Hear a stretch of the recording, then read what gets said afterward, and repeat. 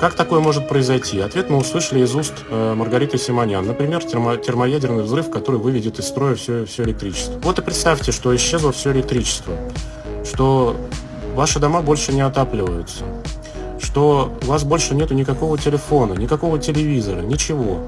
Вы остались фактически без всех тех средств удобств, которые у вас были. Соответственно, когда человек оказывается в такой ситуации, он начинает вспоминать о Боге, он начинает думать о том, вообще, что он здесь делает на этой земле. Сейчас происходит что-то очень тревожное. Мир готовится к каким-то чрезвычайным событиям. Иран в настоящее время уже набрал 5 миллионов добровольцев для участия в конфликте с Израилем. 5 миллионов человек. Вы можете себе это представить?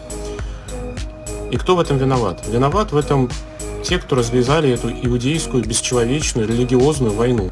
Может, не стоит ждать уничтожения электричества? Может быть, стоит уже сейчас вспомнить о Боге и о единобожии?